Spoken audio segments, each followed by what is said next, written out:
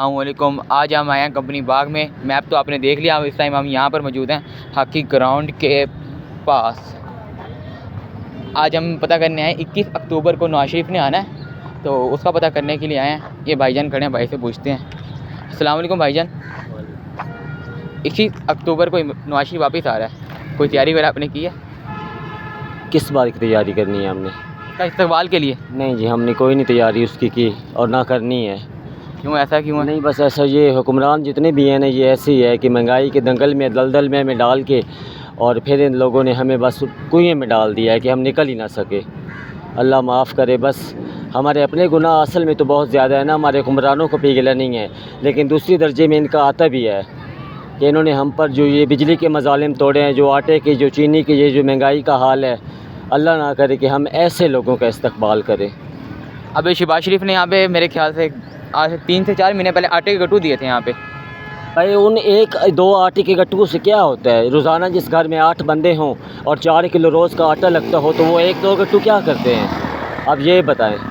بالکل اس طرح کہ جس کے گھر میں 10 سے 15 ممبر ہو، ایک گٹو تو زور ہے، بے روزگاری اتنی عام ہے، پھر کیا کرنا ہے ایسے حکمرانوں کو؟ پہلے نواز شریف کو بھی ووٹ دیے، عمران خان کا بھی اتنا ان کا خیر مقدم کیا، اسے بھی ووٹ ڈالے، جو بھی آتا ہے اسی حکمران کی عزت کرتے ہیں، قدر کرتے ہیں۔ ہو سکتا ہے پہلے سے یہ بہتر ہو، پہلے سے، لیکن نہیں، جو بھی آتا ہے بس اپنے پیٹ پہ ہی ہاتھ مارتا ہے۔ حالانکہ یہ پیٹ جو ہے نا، یہ پاکستان کا روپیہ نہیں بھر سکتا۔ یہ قرآن و حدیث اور اللہ کے رسول کی روشنی میں یہ فرمان ہے کہ انسان کا پیٹ قبر کی مٹی بھر سکتی ہے۔ بالکل ایسی بات کہتے ہیں نا کہ دنیا میں سکون نہیں ہے، آخرت میں مطلب اوپر جا کے سکون ملے گا، یہاں سکون لیکن نہیں ہے۔ وہ جو ہے نا قبر کا سکون، وہ بھی انسان کو تب ملنا ہے۔ یہ قرآن و حدیث کی بات ہے کہ جب دنیا میں رہ کر انسان اچھے اعمال کرے گا، اچھے اعمال کرے گا تو قبر بھی تب بنے گی۔ یہ دنیا جو ہے نا، یہ دنیا یہ آخرت کی کھیتی ہے، اور اللہ کے نبی صلی اللہ علیہ وآلہ وسلم نے فرمایا ہے نا کہ جو شخص سمجھدار ہے وہ دنیا میں رہ کر آخرت کی تیاری کرے۔ اور ہم نے تو ان حکمرانوں کو بالکل ووٹ نہیں دینے۔ ہمارے بریلوی حضرات میں، دیوبند حضرات میں، اہل حدیث مسلک میں کوئی بھی سنت رسول والا ہو، کوئی عالم ہو، کوئی مفتی ہو، اس کو بس ووٹ دے کر اب یہ ایک رزق باقی رہ گیا، وگرنہ جو بھی آتا ہے وہ شیطان سے، ابلیس نگوڑے سے بھی بدتر ہو کر آتا ہے۔ حکومت پہ آپ نے کسی کو ووٹ نہیں دینا، مطلب مولوی کو بس ووٹ دے دینا۔ کوئی مولوی کھڑا ہو، کوئی مولوی کھڑا ہو جائے، وہ جو ایک مولوی پہلے بھی ہمارا وہ جو ادھر ہے وہ سیاست میں آیا ہوا ہے، اس کے علاوہ جو بھی مولوی کھڑا ہوگا اس کو ووٹ دے گا۔ مولانا فضل الرحمان جس کو ڈیزل کہتے ہیں، ہاں اس کو نہیں، اس کے علاوہ جو بھی مولوی حافظ قرآن ہوگا، عالم ہوگا، مفتی ہوگا، یہ تینوں حضرات جو ہیں نا نبی کے دین کے وارث ہیں۔ ان ہی کو ہم نے ووٹ دینا۔ باقی دنیا میں یہ ظالم آ رہے ہیں نا حکمران، اپنا صرف پیٹ لے کر، جھوٹی قسمیں، جھوٹے وعدے، ان کا تو کلمہ بھی صحیح نہیں ہے، ان لوگوں کا تو کلمہ بھی صحیح نہیں ہے، ان کا کلمہ بھی، اور کہتے ہیں کہ دعویٰ کرتے ہیں ہم مسلمان ہیں، ہم مسلمان ہیں، ہم مسلمانیت پہ بھی دھبا ہیں۔ حالانکہ مسلمان کی زندگی ایسی ہونی چاہیے کہ کسی کو نماز کی دعوت نہ دینی پڑے، کسی کو قرآن کی دعوت نہ دینی پڑے۔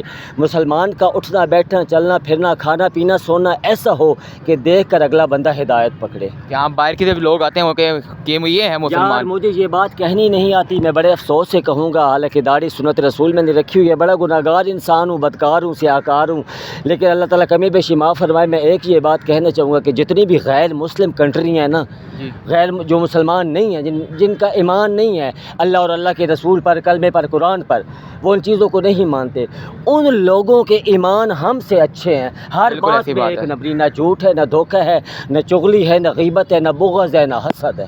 یہ ان لوگوں میں، یہ سارے ہم مسلمانوں میں عیب پائے جاتے ہیں۔ قسم سے ہر بندہ ایک کو کاٹ رہا ہے، پھر دوسرے کو کاٹ رہا ہے، آگے بڑھنے ہی نہیں دے رہے، کسی کو بھی آگے نہیں بڑھنے دے رہے۔ ہر بندہ اپنے پیٹ پہ، اپنا پیٹ دیکھ رہا ہے، دنیا بن جائے، ہائے یہ اس کے آگے سے کھانا ہٹ کر میرے آگے آ جائے، ہائے ہائے ہائے۔ خود تو کچھ کرنا نہیں، بس دوسرے حسد کر کے، نفرت کر کے اسے وہ بھی چیز چھین لینی ہے۔ اللہ کے نبی، اللہ کا اور اللہ کے رسول کا یہ فرمان ہے، قرآن کا یہ فیصلہ ہے کہ جب دنیا کے گناہ حد سے زیادہ تجاوز کر جائیں گے تو اللہ تعالیٰ دنیا پر ایک ظالم بادشاہ بھیج دے گا، اور چاہے بے نظیر ہے، چاہے نواز شریف ہے، چاہے عمران خان ہے، چاہے کوئی مشرف، جو بھی آتا ہے نا، وہ سب اللہ کے حکم کتاب ہے۔ اور یہ بھی ایک بات ہے قرآن و حدیث کی روشنی میں کہ ہم کہتے ہیں کہ عمران خان نے ایسا کیا، نواز شریف نے ایسا کیا، بے نظیر نے ایسا کیا، مشرف نے ایسا کیا، ہم ان کا ان کے ساتھ بغض بھی کر رہے ہیں، ان کی چغلی بھی کر رہے ہیں اور غیبت بھی کر رہے ہیں. اور یہ قرآن و حدیث کی روشنی میں ہے کہ ان کے گناہ سارے یہ جو ہمارے حکمران ہیں ہماری طرف آ رہے ہیں، اور ہماری جو گنی چنی نیکیاں ہیں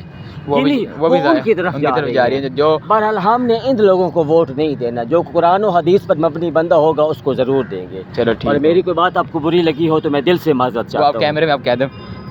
میری کوئی آپ کو بات بری لگی ہو تو میں دل سے معذرت چاہتا ہوں. میں نے جو بھی بات کی ہے اللہ اور اللہ کے رسول اور قرآن کو سامنے رکھ کر کی ہے کہ یہ حکمران جتنی بھی ہیں سارے دھوکے ہیں. حالانکہ اللہ کے نبی صلی اللہ علیہ وسلم کا فرمان ہے کہ میری امت میں 2 کام نہیں ہو سکتے. صحابہ کرام نے پوچھا یا رسول اللہ کون سے؟ آپ صلی اللہ علیہ وسلم کا عالم نے فرمایا کہ ایک جھوٹ اور دوسرا دھوکہ. آج کل بھائی بہن کو دھوکہ دے رہا ہے، ماں باپ کو پتہ نہیں، ہر بندہ ہی ایک دوسرے کو دھوکہ دینے کی کوشش میں ہے اور جھوٹ بول کر آگے نکلنے کی کوشش میں ہے. حالانکہ یہ دونوں میرے نبی کے فرمانوں میں سے فرمان نہیں ہیں.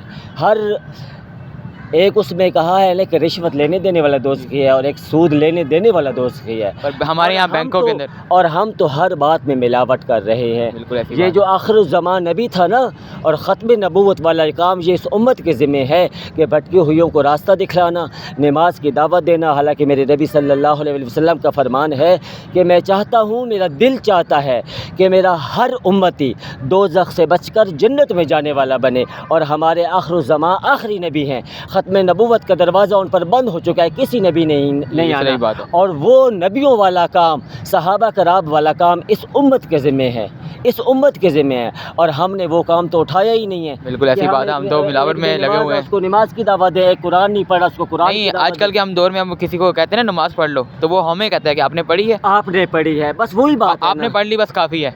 بس یار اگر آپ خود اچھا کام نہیں کرتے تو میرے نبی کا فرمان ہے کہ دوسرے کو آپ ضرور اچھے کام کی دعوت دیں. بالکل ایسی بات ہے. آج کل ہم لوگ کہتے ہیں کہ ہم نے داڑھی نہیں رکھنی، ہم جھوٹ بولتے ہیں، چغلی کرتے ہیں، زنا کرتے ہیں، شراب پیتے ہیں.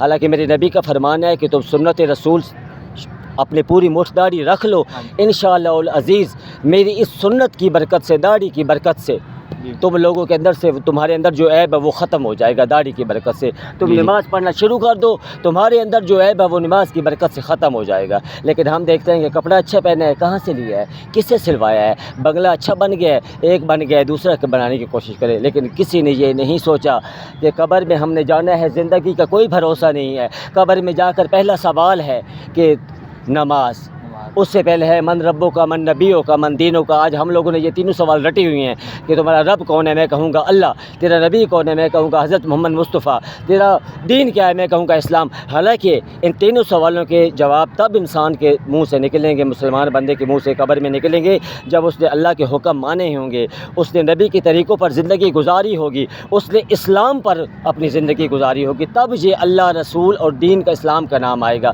اس کے بعد پہلا سوال جو ہے ان تینوں کے بعد نماز کا ہے. اور جو نماز کے سوال میں کامیاب ہو گیا وہ سارے معاملات میں کامیاب ہو گیا. اور جس نے جو نماز کے سوال میں پکڑا گیا وہ آگے پھر خود ہی آپ سوچ لیں کہ سٹارٹنگ میں ہی انٹرویو میں بندہ پکڑا جائے تو اس نے آگے کیا کام، آگے کیا کرنا ہے. اس طرح ہی بس بات ہے. میری کو بات بھائیو غلط لگی ہو تو میں دل سے معذرت چاہتا ہوں. السلام علیکم بھائی، میں تھک گیا ہوں. اوکے بھائی جان. بھائی نے ہمیں دین کے بارے میں بہت اچھی بات بتائی ہے، آپ لوگوں کو سن لی ہوگی، تو اس لیے بھائی دین کی طرف بھی آپ فوکس کرو. ہم اس میں نواز شریف کے انٹرویو کے لیے نکلے تھے پر بھائی نے دین کی بات بہت اچھی بتائی ہے. نواز شریف کو بھی انٹرویو ہم کریں گے پر دین کی بات آپ نے سنی ہے، بہت اچھی ہے.